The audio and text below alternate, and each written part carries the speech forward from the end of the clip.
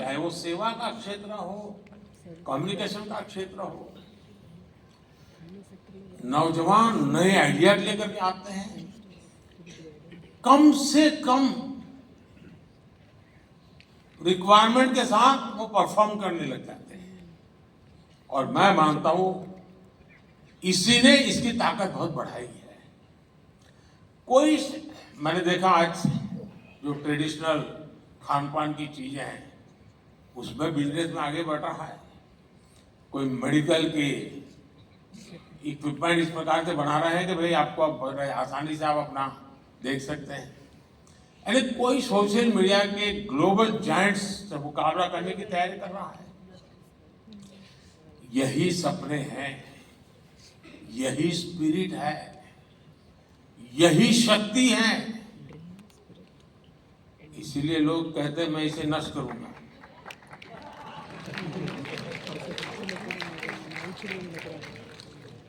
एक तरह से मैं कह सकता हूं कि कुछ वर्ष पहले देश ने पॉलिसी प्लेटफॉर्म पर जो स्टार्टअप लॉन्च किया था वो सफलता की नई ऊंचाइयों को छू रहा है। साथियों, स्टार्टअप को देश के डिजिटल इंडिया अभियान से जो मदद मिली है, और मैं मानता हूं कि यूनिवर्सिटी ने इसे केस स्टडी के रूप में स्टडी करना चाहिए।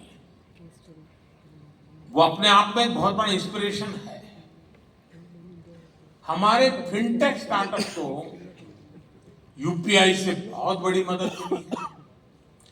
भारत में ऐसे इनोवेटिव प्रोडक्ट्स और सर्विसेज तैयार हुई हैं जिससे देश के हर कोने में डिजिटल सुविधाओं का विस्तार हुआ है। और साथियों, आपको अंदाज नहीं है कि हम जहां हैं, हम रोजमर्रा की जिंदगी है तो हमें पता नहीं चलता है। लेकिन मैं G20 समिट के समय देखता था, हमने यहाँ एक बूथ लगाया था जहाँ पर अभी आपके एग्जीबिशन लगाया हुआ G20 समिट में, और वहाँ यूपीआई कैसे काम करता है। हम 1,000 रुपये देते थे ताकि उनको ट्रायल रन करने के लिए काम आए। हर एक एम्बेसी अपने टॉप मोस्ट लीडर को वहां ले जाने का आग्रह रखते हुए जरा वहां देखिए एक बार। यानी वहां लाइन लगी रही थी बड़े बड़े नेताओं की कि यूपीआई है क्या, काम कैसे करता है। और उनके लिए बड़ा अजूबा था। हमारे यहाँ गांव में सब्जी वाला भी बड़े आराम से कर लेता है।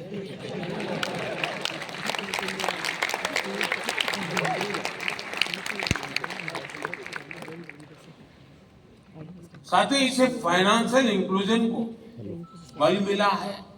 रूरल और अर्बन डिवाइड को देश कम कर पाया है। और दुनिया में शुरू में इसकी चिंता थी, जब डिजिटल प्रोग्रेस होने लगा तो हैव्स एंड हैव नॉट्स वाली थियरी इसके साथ जुड़ गई थी। सोशल डिवाइड की बात हो रही थी। भारत ने टेक्नोलॉजी को डेमोक्रेटाइज कर दिया है और इसलिए हैव्स एंड हैव नॉट्स वाली थियरी मेरे यहाँ चल नहीं सकती। मेरे यहाँ सबके लिए सब कुछ है।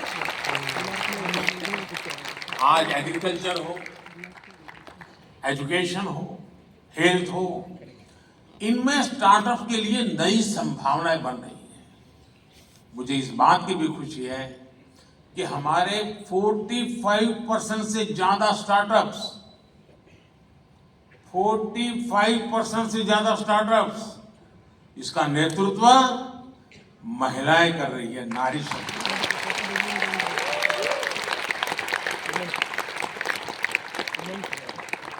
इस ताकत का कोई अंदाज नहीं लगा सकता। ये पूरा एडिशनल बेनिफिट है देश को। हमारी बेटियां कटिंग एज इनोवेशन से देश की समृद्धि की तरफ ले जा रही है।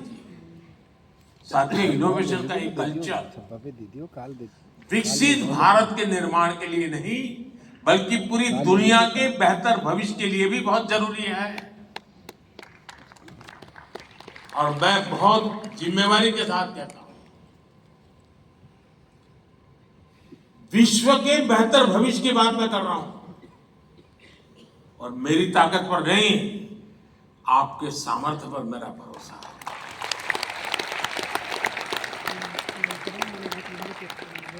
भारत ने अपना ये विजन अपनी G20 प्रेसिडेंसी के दौरान स्पष्ट किया है। इसी प्रीमाइसेस में G20 समिट हुई। विश्व के सभी बड़े नेता कोविड के बाहर दुनिया को कहां ले जाना इसके लिए खड़े बैठे थे, और इसी मंडप पे मेरा देश का यंग माइंड बैठा है जो 2047 तक जाने का रास्ता तय करने वाला है।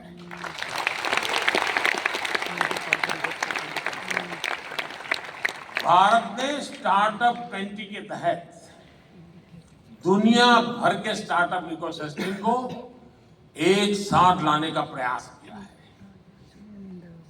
इसी भारत मंडपम में G20 के दिल्ली डिक्लेरेशन में पहली बार स्टार्टअप्स को न सिर्फ इंक्लूड किया गया बल्कि उन्हें नेचुरल इंजन ऑफ ग्रोथ भी माना गया।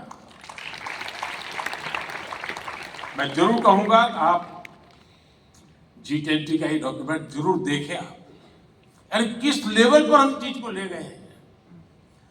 अब हम AI टेक्नोलॉजी से जुड़े एक नए युग में है, और आज दुनिया इस बात को मान के चलती है कि AI मतलब इंडिया का अपर हैंड रहने वाला है।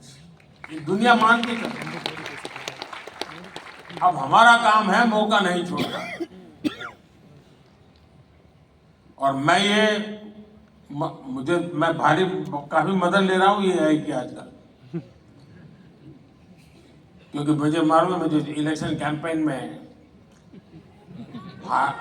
लैंग्वेज की सीमाएं आती है, तो मैं AI की मदद से तमिल में भी मेरी बात पहुंचा रहा हूँ, तेलुगु में पहुंचा रहा हूँ, उड़िया में पहुंचा रहा हूँ। आप जैसे नौजवान ये काम करते हैं तो मेरा भी काम हो जाता है। पहले मैं देख रहा था कोई मुझे मिलता था तो एक जमाना था पहले ऑटोग्राफ मांगते थे, धीरे धीरे फोटोग्राफ मांगने लगे, अब सेल्फी मांगने लगे, अब तीनों मांग रहे हैं, सेल्फी चाहिए, फोटोग्राफ चाहिए, ऑटोग्राफ चाहिए। अब करें क्या? तो मैंने AI वाली मदद ले ली। मैंने अपने नमो ऐप पर एक व्यवस्था खड़ी कर दी, अगर मैं यहाँ से गुजर रहा हूँ और कहीं पर एक कोने पर आपका आधा चेहरा भी आ गया तो AI की मदद से आप निकाल सकते हैं, मोदी के साथ मैं खड़ा हूँ।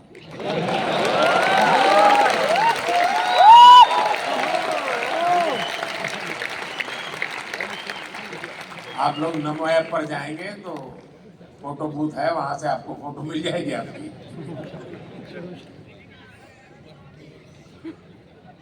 जरूर आया होगा, मैं यहां से गुजरा हूं तो।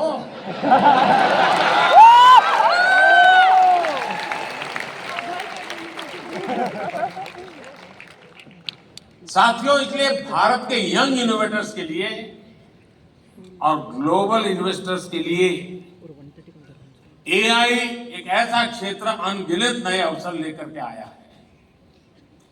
National quantum mission, India AI mission और सेमीकंडक्टर मिशन, ये सारे अभियान भारत के युवाओं के लिए संभावनाओं के नए द्वार खुलेंगे। अभी कुछ महीने पहले मुझे अमेरिका की संसद को संबोधित करने के लिए उन्होंने बुलाया था, तो मैंने वहां AI की चर्चा की। तो मैंने कहा अब AI दुनिया का भविष्य तय करने के लिए सामर्थ्यवान बनता जा रहा है, तो जितनी वहां समझ थी उतने हिसाब से तालियां बजी।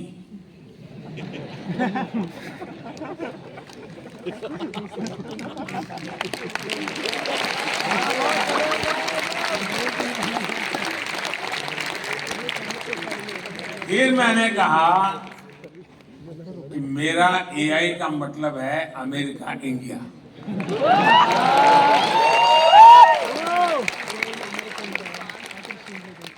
पूरा सभागृह खड़ा हो गया।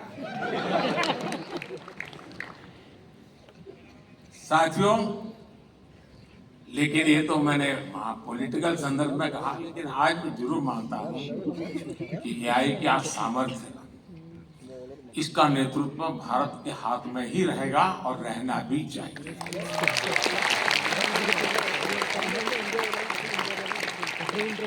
Indian solutions for global applications की भावना मुझे पक्का विश्वास है बहुत बड़ी मदद करेगी। भारत के युवा इनोवेटर जिन प्रॉब्लम्स का सॉल्यूशन ढूंढेंगे वो दुनिया के अनेक देशों की मदद करेगा। मैं पिछले दिनों को एक प्रयोग करता रहता हूं। मैं दुनिया के कई देशों के साथ हमारे देश के बच्चों के हैकाथॉन करवाता हूं। 30-40 घंटे के बच्चे ऑनलाइन जुड़ करके हैकाथॉन करते हैं। मिक्स टीम बनती है, जैसे मानो सिंगापुर इंडिया है तो सिंगापुर के बच्चे इंडिया के बच्चे साथ में प्रॉब्लम सॉल्व करते हैं।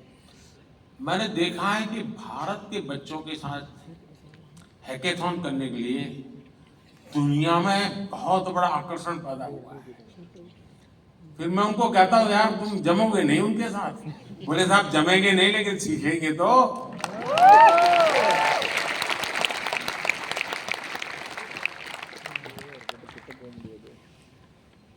दोस्तों, भारत में जो इनोवेशन ट्राइड और टेस्टेड होगा वो दुनिया की हर ज्योग्राफी और डेमोग्राफी में सक्सेसफुल होगा, क्योंकि हमारे यहाँ सब नमूने हैं।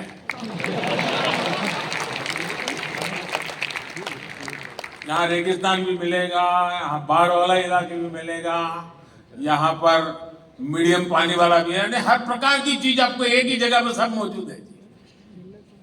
और इसलिए यहाँ जो सक्सेस हुआ वो दुनिया में कहीं पर भी सक्सेस हो सकता है। साथियों, भारत लगातार इस विषय में फॉरवर्ड प्लानिंग करते हुए चल रहा है। देश ने हजारों करोड़ रुपयों के नेशनल रिसर्च फाउंडेशन बनाने का निर्णय लिया है। थोड़े समय पहले इसका निर्णय आपने देखा होगा। और इंटरिम जो बजट हमने रखा था, हमारे देश में कुछ चीजों की चर्चा करने के लिए लोगों को फुर्सत नहीं है, क्योंकि फालतू चीजों में उनका टाइम बहुत जाता है। इस इंटरिम बजट में, क्योंकि पूरा बजट तो अभी जब मैं दोबारा आऊंगा तब आएगा।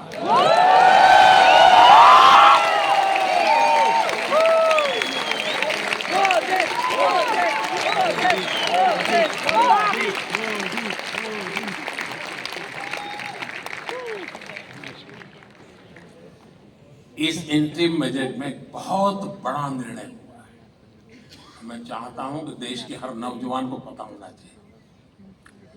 रिसर्च और इनोवेशन के लिए 1 लाख करोड़ रुपए के फंड की घोषणा की गई है। इससे सन